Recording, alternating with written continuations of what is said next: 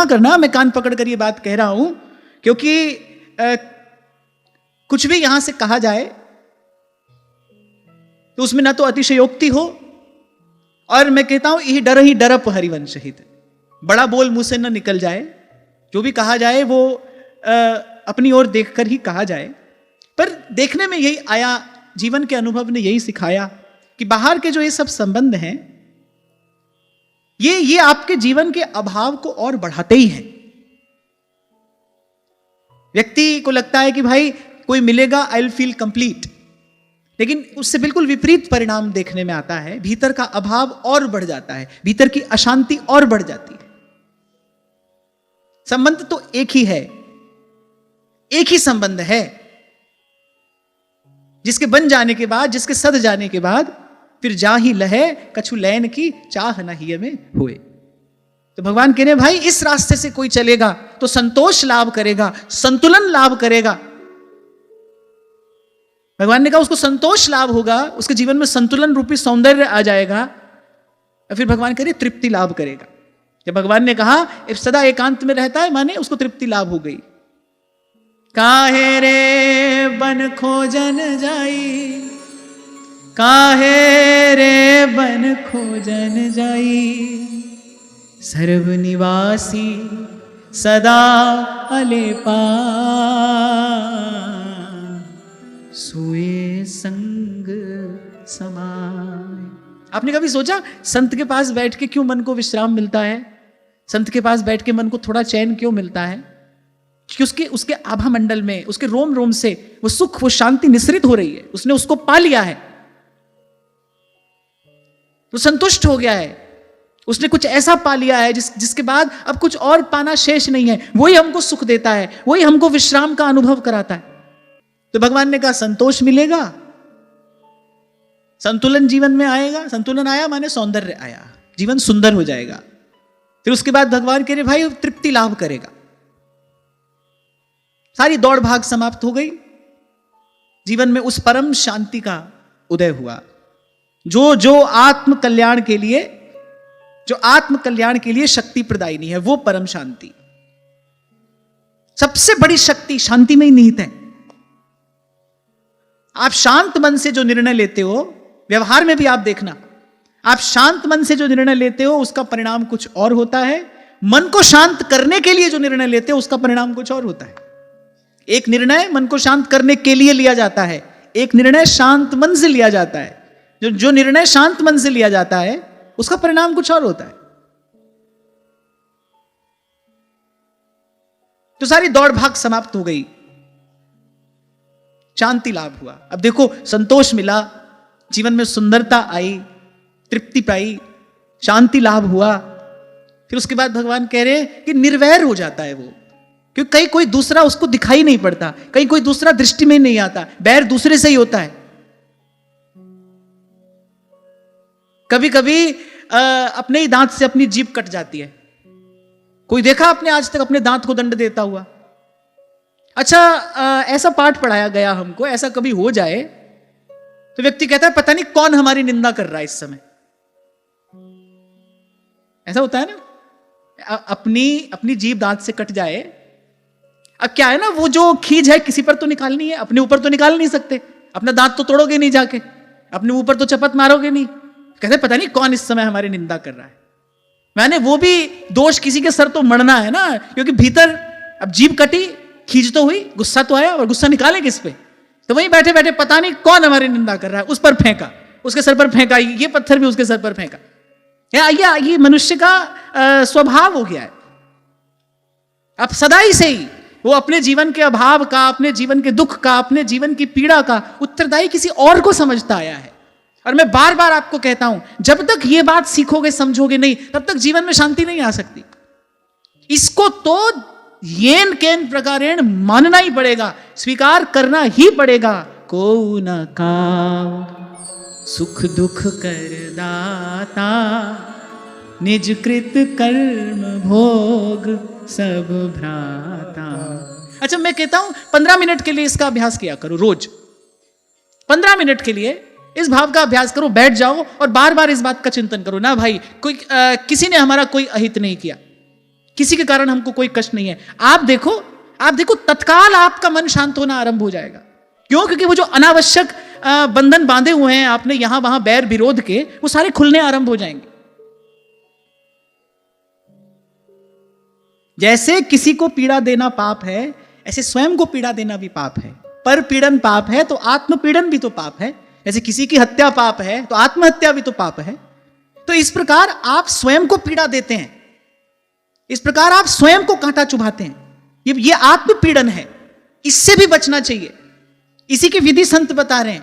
अगर सुख शांति चाहते हो, चैन से भजन करना चाहते हो, भजनानंद की प्राप्ति करना चाहते हो, फिर भाई कुछ गुत्थियां हैं जो भगवान ने बुद्धि विवेक दिया है, उसका सदुपयोग करो, उसको सुलझा लो। नहीं, किसी ने हमको कोई दुख नहीं दिया, कोई दे ही नहीं सकता, कोई पहुंच ही नहीं सकता है आप तक केवल आपका कर्म फल आएगा, वही आपको छुएगा। तो खैर चलो, हम तो अपना जीभ और दांतों के पास चलें। हाँ, तो हम अपने आप को तो दंड नहीं देते, क्या करेंगे?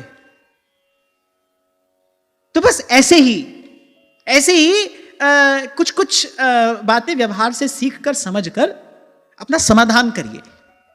अरे एक बात मैं आपको और कह रहा हूं, 2 दिन पहले मैंने आपसे कहा था, बालक हो, युवान हो कि वृद्ध हो, उसको छत पर जाना है तो प्रयोग तो भाई सीढ़ी का ही करना पड़ेगा, कूद कर तो कोई छत पर नहीं जा सकता। हाँ, ये बात दूसरी है, बालक जल्दी चढ़ जाता है, वृद्ध को थोड़ी देर लगती है। ऐसे ही जिसको वहां तक पहुंचना है, जिसको जीवनोत्कर्ष प्राप्त करना है, उसके लिए रास्ता यही है। ये सीढ़ियां बनाई है भगवान ने, एक एक सोपान पार करना पड़ेगा। अब किसी की पूर्व की यात्रा उज्जवल होगी, किसी का पूर्व का संस्कार भजन का प्रबल होगा, तो वो ये सब काम जल्दी से कर लेगा, किसी को थोड़ी देर लगेगी, पर जाना इसी रास्ते पड़ेगा भाई, जाना इसी रास्ते पड़ेगा। और मैं आपसे कहता हूं कि हम सोचे कि भाई हम तो हित के उपासक हैं, और हमारे महाप्रभु जी ने उपासना का मंगलाचरण ही यहीं से किया। बोले जब तक ये नहीं करोगे तब तक मति निष्काम नहीं होगी, जब तक मति निष्काम नहीं होगी वृंदावन में विश्राम नहीं मिलेगा, और बोले यहां पर आकर चैन से बैठोगे ही नहीं, फिर भजन कैसे होगा? तो भगवान ने कहा, विविक्त शरणः शांतो मैत्रः करुण आत्मवान। फिर निर्वैर हो गया, अजात शत्रु, किसी से कोई बैर कोई विरोध नहीं है। अब आपको कोई तो हमसे बैर विरोध रखता है, रखने दो। मैंने आपसे कहा ना कि किसी की सामर्थ्य नहीं है आप तक पहुंचने की, आप तक केवल आपका कर्म फल आएगा, और कोई नहीं आ सकता, कुछ नहीं आ सकता। अपनी ओर से कोई आप पर ब्रह्मास्त्र क्यों ना छोड़ दे, लेकिन अगर दैव आपके अनुकूल है तो वह आप तक नहीं आ सकता। और एक और बात, जो अजात शत्रु हो जाता है ना, जो अजात शत्रु हो गया, जिसने वस्तुतः वैर विरोध का त्याग कर दिया, अरे उसके निकट आकर तो क्रोधी से क्रोधी व्यक्ति भी शांत हो जाता है। अंगुलीमाल ने जब बुद्ध का दर्शन किया, तो बुद्ध का दर्शन करते ही वो सारी क्रूरता जाने कहां चली गई। और हमारे तो घर की बात है, हाथ में खड्ग लेकर आए हैं नरवाहन। कौन आया है जिसने ऊंची ठौर पर अपना बसेरा बना लिया है? मैं उसको निकाल कर बाहर करूंगा, अवश्य वो बादशाह का कोई गुप्तचर होगा। और ये सब सोचते विचारते वो मदन टेर पर पहुंचा। अभी तो महाप्रभु जी का दर्शन भी नहीं किया, केवल कान में शब्द पड़ा है, और वहां लताओं की ओट से खड़ा तो महाप्रभु जी की पीठ का दर्शन हुआ, तलवार हाथ से छूट गई। और हृदय में एक साथ अपने किए कर्मों के प्रति एक साथ ग्लानि, पश्चाताप, उस ताप से तपने लगे नरवाहन, और उस पश्चाताप की अग्नि ने निर्मल कर दिया। और जैसे ही श्री महाप्रभु जी का दर्शन हुआ, महाप्रभु जी भी शायद उस समय प्रिया जी के रंग में बैठे होंगे, महाप्रभु जी ने भी नहीं देखा कौन है, और कैसी कृपा कर दी। श्री नरवाहन जी पर जैसी कृपा हुई वैसी किस पर हुई? ध्रुवदास जी कहते हैं, श्रीमुख जाको नाम धर्यो निज वाणी अनुराग।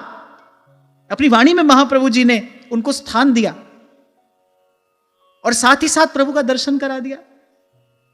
नामनिष्ठ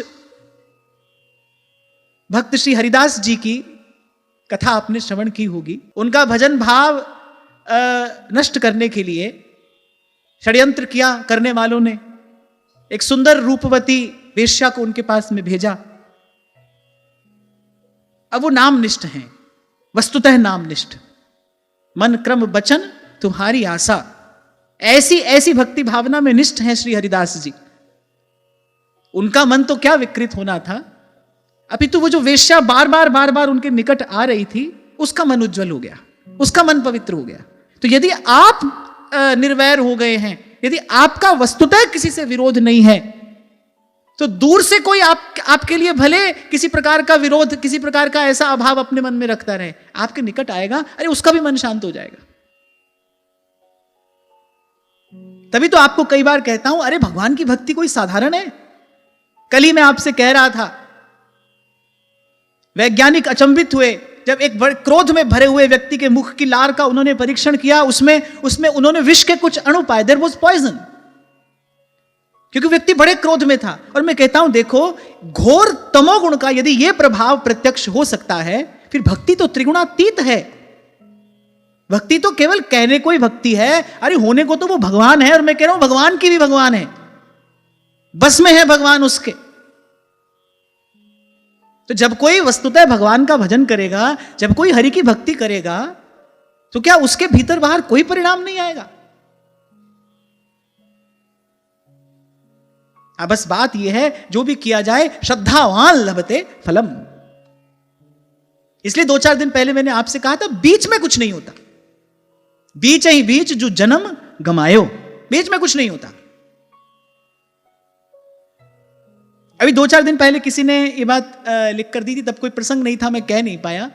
उसने कहा कि फिर हम लोग जो व्यवहार में हम क्या करें? सबसे पहले आपको वैचारिक रूप से अपने आप को व्यवहार से अलग करना है। आप कहीं भी हो, अरे पर हो तो प्रभु के, अपना लक्ष्य तो आपको वही बनाना पड़ेगा। आप यहां हो कि आप वहां हो। और मैं कहता हूं, भाई कौन व्यवहार में नहीं है? हम नहीं है, आप नहीं है, कौन नहीं है व्यवहार में? जिसको 4 लोगों से मिलना है, बोलना है, कहना है, सुनना है, आना है, जाना है, उसको व्यवहार में ही है। कौन नहीं है? हम नहीं है, आप नहीं है, कौन नहीं? सभी व्यवहार में है भाई, सभी व्यवहार में है। कोई अपने आप को ऐसा ना समझे भाई यहां है वहां है। ये सब आपके मन का बुना हुआ जाल है, इससे बाहर आइए। सबसे पहले तो ये व्यर्थ का ये जो चिंतन है, इसको अपने आप से दूर करिए। मैं प्रभु का हूं, प्रभु मेरे हैं। संतों ने, गुरुजनों ने मार्ग दिया है, इस पर चलकर प्रभु के चरणों तक पहुंचना है। जो जहां खड़ा है उसको वहीं से चलना है, बस।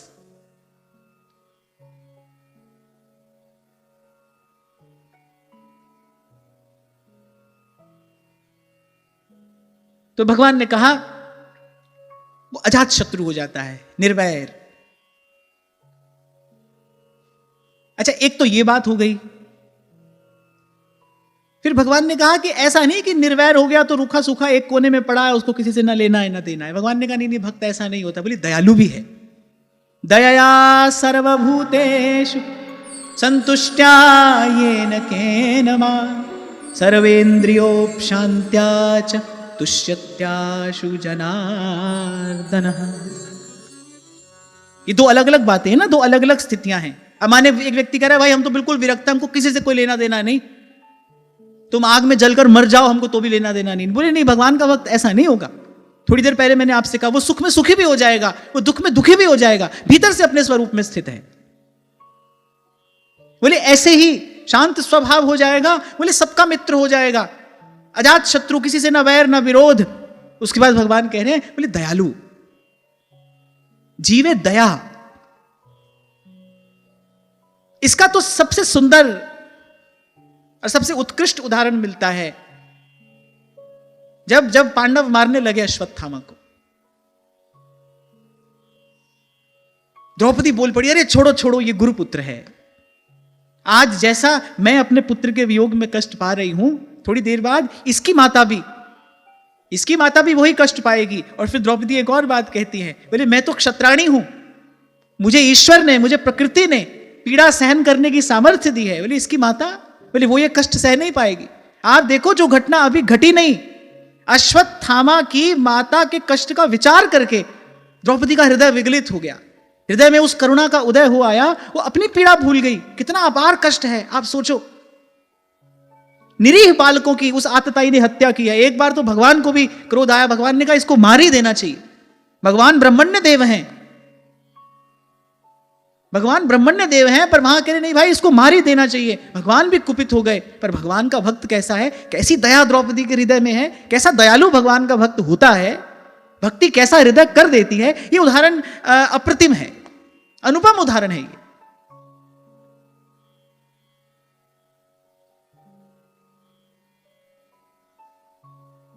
अब ये सब एक प्रकार से कसौटियां हैं अपने आप को परखने के लिए। इनमें से कौन सा गुण हमारे भीतर है और कितना है, कितनी मात्रा में है, कहां तक सह सकते हैं हम, कहां तक दया है हमारे भीतर, कहां तक किसी के दुख में दुखी होते हैं। और मैं यहां एक बात और कहूं भाई, किसी के सुख में, किसी के यहां उत्सव में आप जाकर भले मत नाचो, लेकिन अगर आपकी परिधि में आपके आसपास कोई दुखी है तो उसका सहयोग तो अवश्य करना चाहिए। और पहले भी आपको मैंने कभी कहा था कि भले उसका दुख दूर न कर सको, लेकिन यह तो जरूर देखना कि उसके दुख से आपको कोई पीड़ा हो रही है कि नहीं। विरक्त हो जाने का अर्थ संवेदनाहीन हो जाना नहीं है। विरक्त हो जाने का अर्थ ऐसा नहीं कि आपका हृदय पत्थर का हो गया, आपका हृदय पाषाण का हो गया। यदि ऐसा हो जाए फिर भगवान से बड़ा विरक्त कौन है। फिर उनको तो भाई किसी से लेना देना ही नहीं हो। भक्त का जरा सा कष्ट देखकर दीनानाथ अपना सिंहासन छोड़ देते हैं, दौड़कर भागते हैं। भक्त को पीड़ित नहीं देख सकते। तो विविक्त शरणः शांतो मैत्रः करुण आत्मवान। और सबसे अंत में भगवान ने कहा बोले धैर्यवान। सब बातों के सार स्वरूप जहां जहां आप पढ़ोगे सुनोगे, दो बात जरूर मिलेंगी आपको। सबसे पहले शुरुआत भगवान ने कहां से की, संतोष। अंत में क्या कहा, धीरज। यही बात मैं आपको बार बार कहता हूं भाई, धीरज के आसन पर बैठना और संतोष का जल छिड़कते रहना। आप देखो इन्हीं दो स्तंभों के बीच में भगवान ने सब सद्गुण गए हैं। सबसे पहले कहा संतुष्टि लाभ करेगा और उसके बाद धैर्य। हमने चर्चा की थी जब राज्य सिंहासन पर अभिषेक हो गया धर्मराज युधिष्ठिर का और द्वारिकाधीश द्वारिका प्रस्थान कर गए, तो कहते थोड़े समय के लिए तो पांडव भी उस राज्य सुख का भोग करते करते भूल गए। किसको भूल गए, भगवान को भूल गए। थोड़ी विस्मृति सी हो गई। तभी तो माता कुंती ने कहा भाई ऐसा सुख किस काम का, सुख के माथे सिल पड़े, नाम हृदय से जाए। अरे नाम हृदय से जाता होगा सुख में, तभी तो कहने वाला कह रहा है सुख के माथे सिल पड़े जो नाम हृदय से जाए। तभी भक्त इससे बचे हैं, बचकर रहे हैं। लोक मान्यता अनलसम तपकर कानन दाह। इस लोक मान्यता से, इस मान प्रतिष्ठा से क्यों भक्त बच कर रहे हैं। अभी कुछ दिन पहले हम बात कर रहे थे 100 बार एक झूठ सुनो सच लगने लगता है। आप किसी के बारे में, आपका बड़ा कोई विश्वास पात्र है, आप उस पर अपने से भी अधिक विश्वास करते हो। तीसरा व्यक्ति कोई आकर उसके बारे में आपके मन में कोई संशय का बीज डाल दे, कभी ना कभी आप एक क्षण के लिए इसे आप सोच लोगे ऐसा हो सकता है क्या। बस आपने ऐसा सोचा और आपके पात्र में छिद्र हुआ।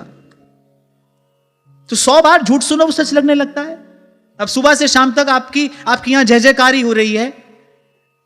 अब थोड़ी देर के लिए हो सकता है आप भी उसको स्वीकार कर लो, कर बैठो। बस जैसे ही किया वैसे पात्र में छिद्र हुआ। इसीलिए व्यास जी कहते हैं व्यास बड़ाई लोक की, मेरे मन धिक्कार, रसिकन की गारी भली, सुमेरो सिंगार। और श्री सेवक जी महाराज तो कह रहे मान मान अपमान सम। जैसा कष्ट अपमान होने पर होता है, सेवक जी महाराज कह रहे भाई ऐसा कष्ट सम्मान होने पर हो। सम्मान मिले तो मन में यह भाव आना चाहिए प्रभु आप हमसे नाराज हो गए हो क्या, रूठ गए हो क्या हमसे। क्यों, क्योंकि काम क्रोध मद लोभ सब नाथ नरक के पंथ। ये तो आपसे दूर ले जाने वाली वस्तु है। आप देखो ये भगवान की माया है और सबको मोहित करती है। ये भगवान की माया है कि प्रशंसा प्रतिष्ठा ये तो भगवान से दूर ले जाने वाली है। अरे नारद जी को ले गई भगवान से दूर। थोड़ी देर के लिए नारद जी भगवान से दूर हो गए। जिस समय भगवान को श्राप दिया होगा उस समय मन भगवान से विमुख ही तो था, प्रभु के सन्मुख होता तो ये कैसे हो जाता। किसने किया, जय जयकार ने किया, प्रशंसा ने किया। ये छोटा सा उदाहरण पर्याप्त है आपके हमारे सबके लिए कि ये कितनी भयानक वस्तु है, कितनी भयानक वस्तु है। और प्रयास पूर्वक एक रेखा खींच के रखनी चाहिए अपने चारों तरफ, प्रयास पूर्वक इससे बच के रहना चाहिए, इससे दूर रहना चाहिए। इसलिए कभी दीक्षा निवेदन पत्र में कोई अगर ये लिखकर कह दे हमको तो आप में ही ठाकुर जी नजर आते हैं, उसको तो मैं हमेशा के लिए रिजेक्ट कर देता हूं। ऐसा व्यक्ति हमारे पास ना आए,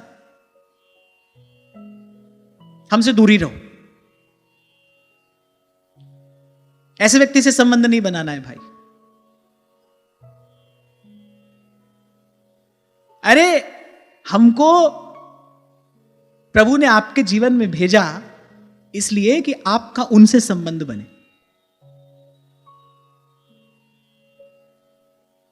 जिस स्थान पर प्रभु को बैठना चाहिए उस स्थान पर मैं आकर बैठ जाऊं तो मुझसे बड़ा नीच दुराचारी और कौन होगा। जिस स्थान पर प्रभु को विराजना है, अरे हम तो आए हैं कि जैसे कोई बड़ा व्यक्ति जब आता है ना घर पे तो एक प्रोटोकॉल है, उससे पहले जाते हैं लोग उसकी व्यवस्था करने। अब आपके घर अगर मुख्यमंत्री को आना हो तो कलेक्टर आएगा और एसपी आएगा, सब आएगा, सब पूरी टीम आएगी। मुख्यमंत्री जी को आना है उनके लिए व्यवस्था करने के लिए, मुख्यमंत्री जी के लिए बढ़िया आसन लगेगा, लेकिन उसमें कोई भी अफसर उस आसन पर थोड़ी बैठ जाएगा। वो तो आए हैं किस लिए कि भाई उनको आना है, उनके अनुकूल सब व्यवस्था हो जाए।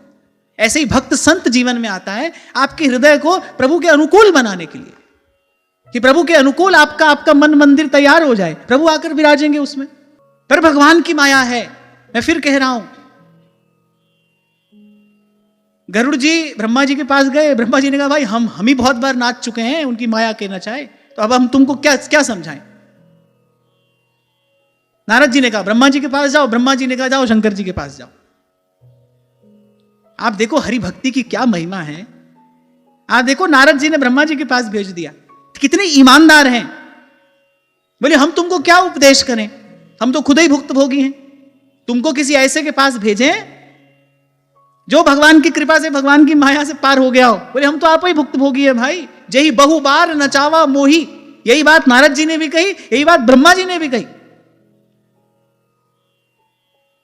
आज तो ऐसे ऐसे सिद्धों का दर्शन होता है, मां के पेट से ही सिद्ध आए हैं। ऐसी ऐसी बात सुनने को मिलेगी, बाप रे बाप। भोली भाली जनता है, बनाए जाओ मूर्ख उनको। तो नारद जी ने कहा जही बहु बार नचावा मोही।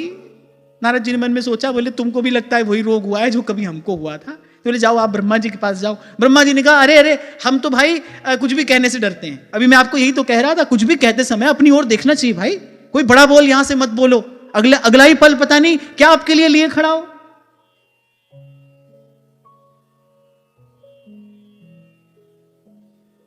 यद्यपि महादेव त्रिभुवन के गुरु हैं, महादेव के पास समाधान था, पर फिर भी भक्त और भक्ति की प्रतिष्ठा करने के लिए महादेव ने कहा नहीं आप काकभुसुंडी जी के पास जाइए। एक भगवान की भक्ति है, जही राखे रघुवीर ते उबरे ते ही काल महा। जही राखे रघुवीर, वही बचता है भाई। तो साधक को तो इससे बहुत दूर रहना चाहिए, बहुत दूर। कम से कम अपनी ओर से तो बिल्कुल प्रयास ना करें। अब गुरुजनों की कृपा से यहां तक आने के बाद ये बात थोड़ी समझ में आई कि जिसको पाकर आज तक प्रसन्न हो रहे थे, जिसको पाकर अपने ऊपर भगवान की कृपा समझ रहे थे, अरे वही इस मार्ग की सबसे बड़ी बाधा थी। जैसे व्यास जी ने जब महाप्रभु जी का दर्शन किया ना, तब कहा अब मैं वृंदावन धन पायो, सोवत हूं तो विषय मंदिर में हित गुरु टेर जगायो। ऐसे ही अब कभी कभी मन को लगता है कि आज तक हम किसको उपलब्धि समझ रहे थे। देखो सारा संसार हमको जानता है, मानता है, पहचानता है, यही कोई बहुत बड़ी उपलब्धि है। अरे ये तो भगवान से दूर करने वाली वस्तु है। सोवत हूं तो विषय मंदिर में हित गुरु टेर जगायो, अब तो व्यास विहार विलोकत शुक नारद मुनि गायो, अब मैं वृंदावन धन पायो। और आपसे भी कठिन मार्ग मेरा है। अगर मैं यहां पर आकर कहूं तो आपसे भी कठिन रास्ता मेरा है, आपसे भी अधिक कठिनाई मेरे लिए है। मुझे तो दिन रात चिंतन के साथ साथ चिंता भी करनी पड़ती है, भाई इससे दूर रहना है। ना जानो छिन अंत कवन बुद्धि घटई प्रकाशित। और जो आज तक मिला मैं तो उन्मुक्त कंठ से आप सबके बीच में इसको स्वीकार करता हूं। वासना, कोई कामना ऐसी रही होगी जो प्रभु ने ये सब दिया, वरना भजन के मार्ग पर इसकी कोई आवश्यकता नहीं है। अपितु भजन के मार्ग पर ये विघ्न अवश्य है, अपितु एक साधक के लिए ये बाधा अवश्य है। भगवान तो जब कृपा करते हैं इसका निपटारा करते हैं, प्रभु जब कृपा करते हैं इस सबको दूर हटाते हैं। क्यों? क्योंकि मामेव ये प्रपद्यन्ते माया मेताम तरन्ति ते, ये भगवान की माया है और भगवान ही जब कृपा करते हैं तो ये माया का आवरण भंग होता है।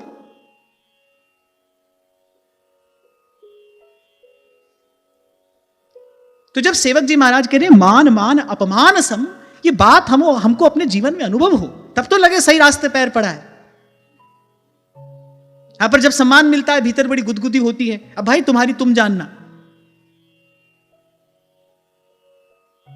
क्योंकि नाचे गावे चित्र बनावे करे काव्य चटकीली, पर सांच बिना हरि हाथ न आवे सब रहनी है ढीली।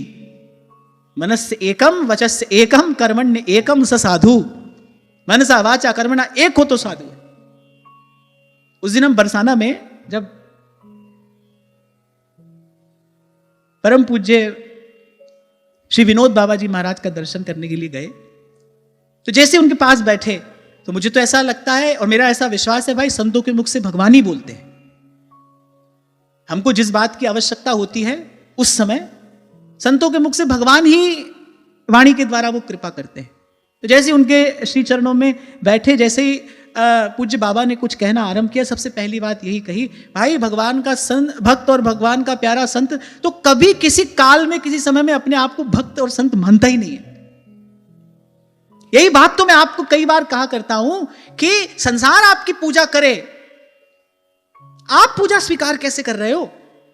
क्योंकि ईश्वर को सदा सर्वत्र समान रूप से व्याप्त मानने वाला तो ऐसा कभी नहीं कर सकता, कर ही नहीं सकता। जो उसको हाजिर नाजिर मान रहा है वो उसके हाजिर नाजिर होते अपनी पूजा कैसे करा लेगा भाई? आपको एक उदाहरण दिया करता हूं मैं, उस राजसूय यज्ञ की उस सभा में जहां बड़े बड़े ऋषि मुनि बैठे हैं, सहस्रों वर्षों के तपस्वी बैठे हैं, भीष्म पितामह हैं, द्रोणाचार्य हैं, वयोवृद्ध हैं, जीवन सिद्ध जीवन मुक्त सब बैठे हैं उस सभा में। लेकिन जब यह बात आई कि भाई पहली पूजा किसकी होनी चाहिए, प्रथम पूजा किसकी हो, सब एक स्वर में कहते हैं जहां वासुदेव विराजमान हो वहां तो प्रथम पूजा के अधिकारी वही हैं। अब जब यह बात हो जहां वासुदेव विराजमान हो प्रथम पूजा के अधिकारी वही हैं, फिर खोजने जाओ वासुदेव कहां विराजमान नहीं है। हरि व्यापक सर्वत्र समाना, प्रेम ते प्रगट हो ही मैं जाना। हरि व्यापक, जिसको इसका अनुभव हुआ है वो तो ऐसा कभी नहीं करा सकता। अब कोई कहे भाई हम तो आपकी पूजा किए बिना मर जाएंगे, अब भाई तुम देखो, और हम तो ये नहीं करा सकते।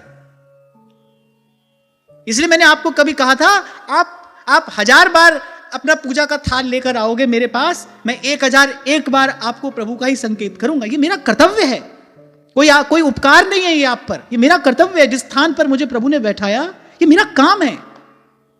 आप 100 बार भूलो, मैं आपको 101 बार याद दिलाऊं।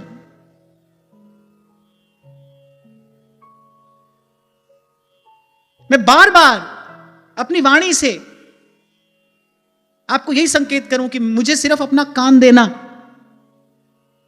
मुझे देखने की आवश्यकता नहीं है, मुझे सिर्फ अपना कान देना, मेरी बात पर ध्यान देना, प्रभु की ओर देखना। और भगवान ने कहा कि इस प्रकार इन सद्गुणों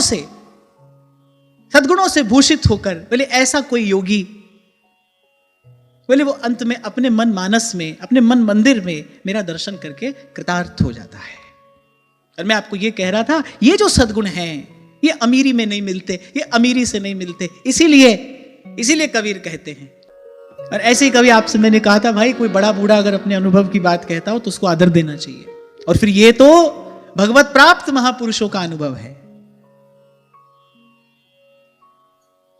श्रद्धा बड़ा कार्य करती है इस पूरी प्रक्रिया में, श्रद्धा महत् कार्य करती है। इसीलिए कहा प्रथम हृदय श्रद्धा जो करे।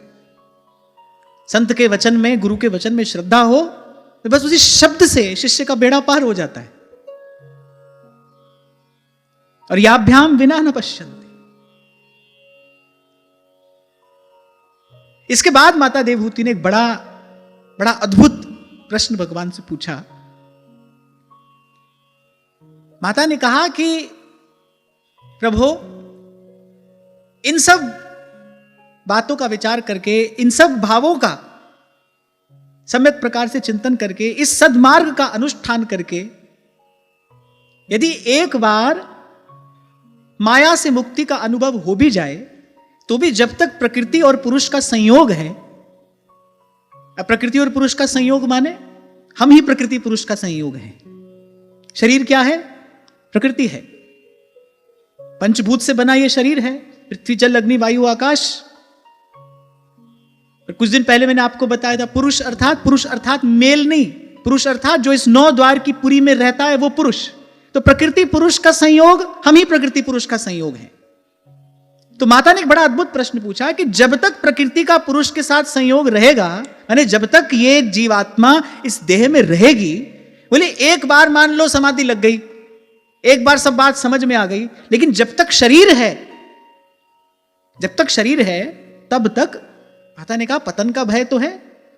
जैसे कई बार साधारण से शब्दों में मैं आपको ये बात कह देता हूं, भाई मन भजन में लग जाए ये एक बात है, पर लगा रहे ये दूसरी बात है। सही मार्ग पर हम चल पड़े हैं, बड़ी अच्छी बात है, उत्तम बात है, पर सही मार्ग पर चलते रहें ये और बड़ी बात है। तो माता ने कहा कि एक बार मान लो किसी को ये ज्ञान हो भी जाए, तो भी जब तक प्रकृति है, माने जब तक ये 5 भूत से बना शरीर है, जब तक हम इस शरीर में हैं, तब तक भूल हो सकती है। तो भय की निवृत्ति कैसे हुई? माने माता ने यह प्रश्न पूछा कि जीवन रहते कोई जीवन मुक्ति का सुख कैसे लेगा, क्योंकि एक भय बना है। जब तक भय बना है, जब तक चिंता है, तब तक पूर्ण सुख की अनुभूति कैसे होगी? अब धन्य है माता का प्रश्न। कैसा प्रश्न भगवान से पूछा।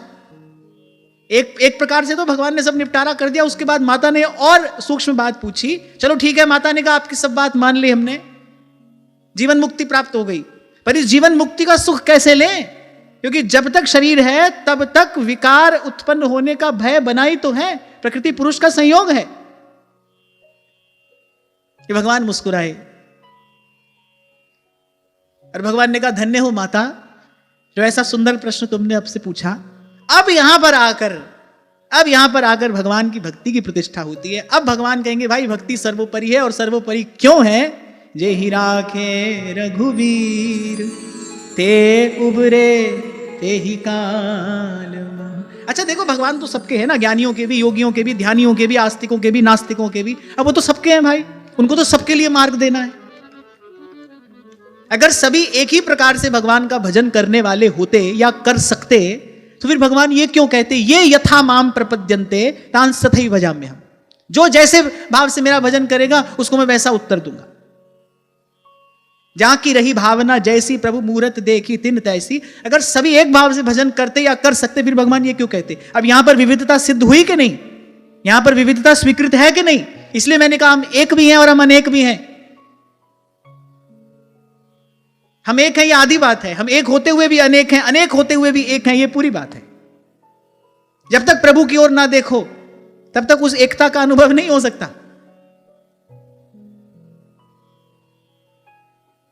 और महाप्रभु जी भी ये बात कह रहे हैं